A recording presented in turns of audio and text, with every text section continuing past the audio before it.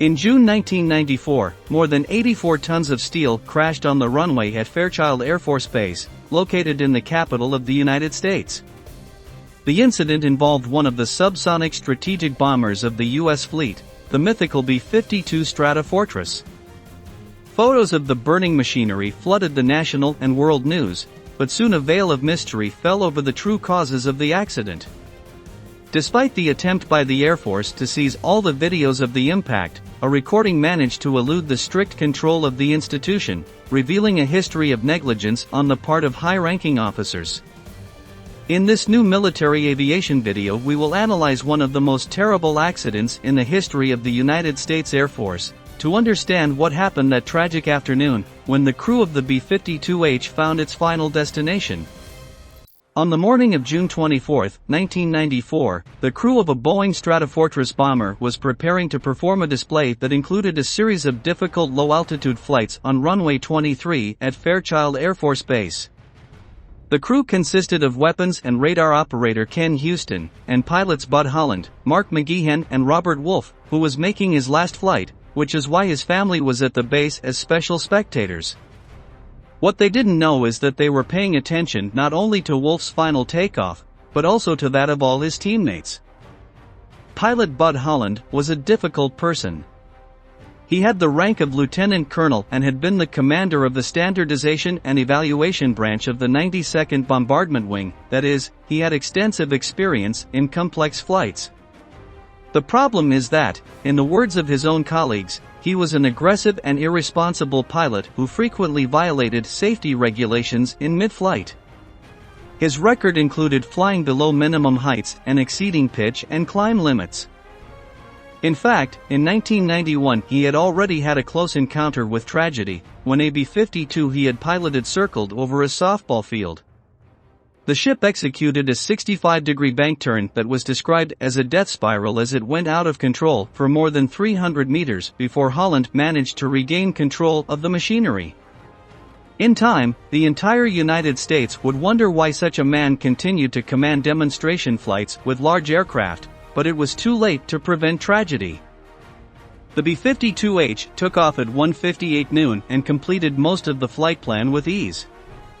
Complications appeared when approaching the touchdown and takeoff maneuver, in which the plane hits the runway as if to land but takes flight again, quickly gaining altitude. The aircraft began the maneuver, but the Fairchild runway was occupied by a KC-135 tanker that had just landed. Consequently, the B-52 was ordered to perform a go-around, a maneuver similar to a touchdown, but without touching the ground. At that time Holland contacted the control tower requesting permission to execute a dangerous 360-degree turn to the left, which was immediately authorized. That was the final nail in the coffin for the 4 crew members of the Stratofortress. The B-52 started to circle around the control tower, but just behind it was a restricted area that housed a huge structure set up to store nuclear weapons. To avoid flying over that area, Holland maneuvered the aircraft into an extremely banked turn.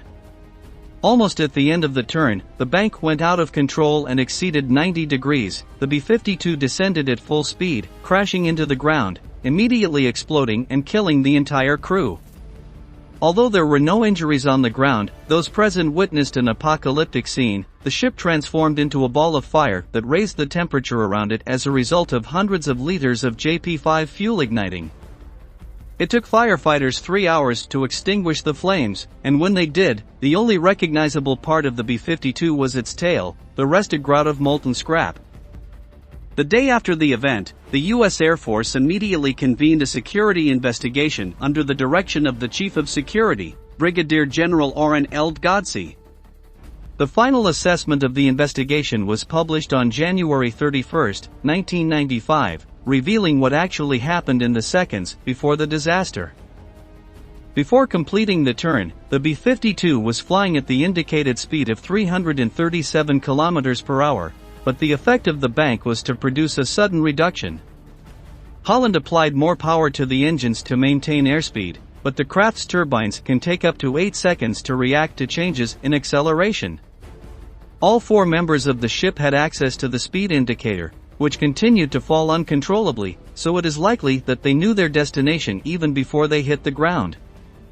A few seconds before the impact, the speed was just 269 kilometers per hour, with an inclination of more than 60 degrees. Despite the crew's best efforts, the ship stalled in mid-spin, without having enough altitude to recover before crashing to the ground. The investigation also concluded that the chain of events that led to the accident were the product of the personality and behavior of the pilot Bud Holland, who, as we told you, had a long history of disobedience and problems with authority. He was a reckless man who liked to take things to the extreme, and that's exactly what happened in 1994. Many experts say that Holland was something of an addict to these dangerous maneuvers, since in many instances he had disobeyed direct orders to be able to make some kind of risky turn. In May 1991, Holland performed a demonstration with a B-52, during which he violated multiple safety regulations, including exceeding pitch limits, flying directly over spectators, and ignoring altitude restrictions. If you wonder what the consequences of that episode were, the answer is that there was none. Holland was not even reprimanded by his superiors. Although anecdotes about Bud Holland and his dangerous obsession abound, the most incredible case occurred in March 1994, when the pilot commanded a training mission that had to be photographed to document the capabilities of the Air Force. During the test, Holland violated all possible limits, being photographed in flights just 10 meters from the surface. The risk was such that the co-pilot tried to take the controls to stop Holland from flying so low, while the other two crew members yelled for him to go up. Bud Holland's response was to call them little girls. After the mission, the crew decided to never fly with the spinning maniac again and reported the incident to headquarters. We'll let you guess what the result was. That's right, absolutely none. Holland was unharmed after endangering the lives of his colleagues. His superiors chose not to document the complaint. This highlighted that it was not just the mistake of one irresponsible man, but of many power figures who knowingly ignored the blatant disrespect of one of their pilots. The image of the Air Force was completely tarnished, and although numerous military trials were held, none ended with penalties greater than a monetary fine. To make matters worse, the video that escaped the control of the airline was published on all the news in the country and abroad, exposing the shortcomings of the U.S. force in the foreground. To this day, that video continues to be an important case study for analyzing misconceptions in both military and civil aviation. Even the U.S. military itself has embraced it as a first-hand example of the importance of complying with safety regulations. This is how we come to the end of this video. If you want to continue discovering fascinating stories like this, we invite you to subscribe and activate notifications. For the moment, we say goodbye until the next installment of Military Aviation.